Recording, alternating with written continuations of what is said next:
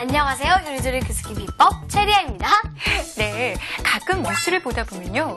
인재, 천재 이런 말이 나오는데요.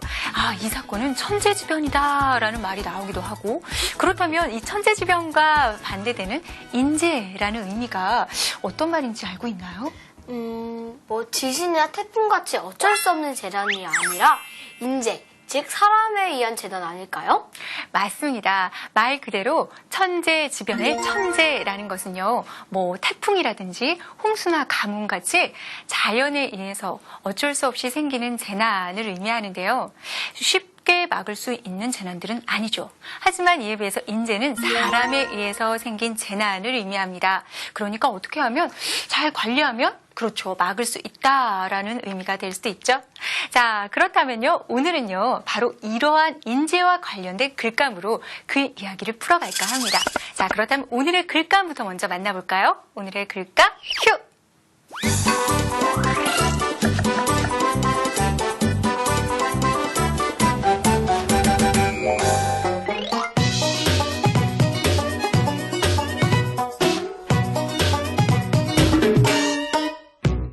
네, 정답을 찾으려면 첫 번째 힌트에 나왔던 헤파이스토스가 누구인지 알아야 할 것 같은데요. 누군지 알고 있나요, 혹시? 네, 알고 있어요. 그 그리스 로마 신화에 나오는 신들의 무기 같은 것을 이렇게 만들어주는 대장장의 신이잖아요. 아, 그렇다면 오늘의 정답과 어떤 관계가 있을지 혹시 예상할 수 있나요? 아직은 잘 모르겠어요. 그렇다면 두 번째 힌트를 만나보겠습니다.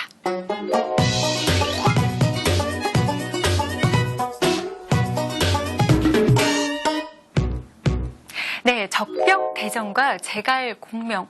리아는 들어본 적이 있나요? 일단은 그냥 삼국지에 나오는 유명한 전투라고만 알고 있어요. 그것만 알고 있는 것만 해도 대단한 겁니다. 그래도 선생님이 정답을 맞추려면 힌트를 조금 더 상세히 알아야 할 테니까 힌트를 조금 더 드리겠습니다. 적벽대전은요, 바로 삼국지에서 손권과 유비의 연합군이 조조의 대군을 적벽이라는 곳에서 크게 무찌른 전투인데요. 그때 최고의 책략가인 제갈공명이 바로 이 전법을 써서 승리를 거뒀다고 합니다. 혹시 무슨 전법인지 리아는 예상해 볼 수 있겠어요? 옛날이니까요. 네. 아마도 많은 화살을 막 쏘아대지 않았을까요? 거의 비슷한, 정답과 비슷한 것까지 왔는데요. 그렇지만 정답은 아니지만, 그래서 세 번째 힌트도 마저 보겠습니다.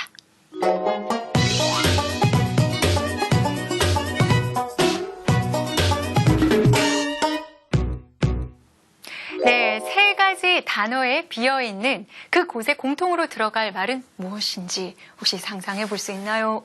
혹시 물 아닐까요? 물? 물자동차? 물조심? 물동. 말 되잖아요. 말은 됩니다. 그런데 정답은 아닙니다. 물 말고 또 다른 것을 생각해 본다면? 아, 알겠다. 불이죠. 불! 한번 불을 넣어보면 세 가지 단어 모두 정답이 될 수 있는데요. 그렇습니다. 오늘의 정답은 불인데요. 힌트를 정리해 보겠습니다. 자, 첫 번째 힌트에서 나왔던 헤파이스토스. 헤파이스토스는요, 대장장의 신이기도 하지만 불의 신으로도 알려져 있죠.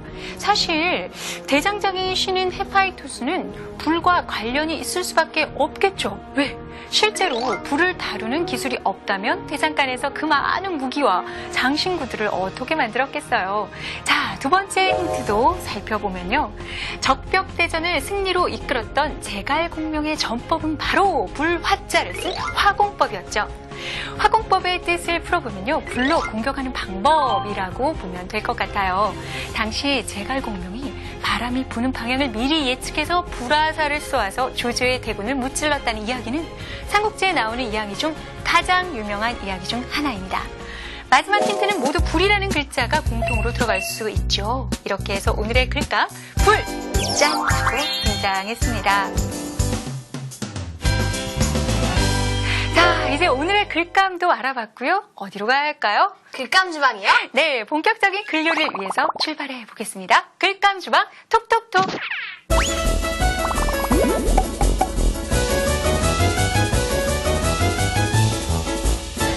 자, 글감 주방으로 왔는데요. 오늘의 글감은 불입니다.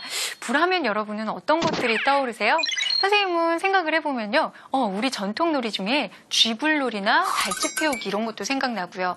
그리고 불하면 뭐니 해도 무서운 괴물, 불을 확 뿜잖아요. 그런 괴물도 생각이 나는데 리아는 또 뭐가 생각이 나요? 저는요, 있잖아요. 네. 그 이상하게 불하면 자꾸 원시인이 떠오르는데요. 특히 예전에 원시인들이 동굴에 앉아서 불을 피우는 모습이 떠올라요. 사냥해온 고기를 구워 먹는 원시인들의 모습도 떠오르고요. 그렇군요. 자, 실제로 우리 인류에게 있어서 불은 다른 동물들을 앞질러 발전하게 되는 계기가 되었던 아주 중요한 수단이었어요. 만약에 불을 자유자재로 다룰 수 없었다면 우리 인류의 발전은 시작되지 않았을 수도 있어요. 이렇게 다양한 의미와 뜻을 가지고 있는 불. 사실 불이라는 글자는 우리 주변에서 많이 볼 수 있는 글자가 아닐 수도 있지만 그런데 우리 주변에서 이곳에 가면 불이라는 글자가 많이 볼 수 있는 곳이 있습니다. 어딜까요? 아무래도 소방서 아닐까요? 그 소방차를 부자동차라고 부르기도 하고요. 또 불조심을 강조하잖아요. 맞습니다. 바로 불과 소방서. 정말 뗄래야 뗄 수 없는 관계죠. 또 아주 중요한 곳이기도 하고요. 불이 나면요, 소방관님들이 정말 목숨을 걸고 불을 꺼주시잖아요. 네, 정말 그분들만큼 고마운 분들도 없으신 것 같아요.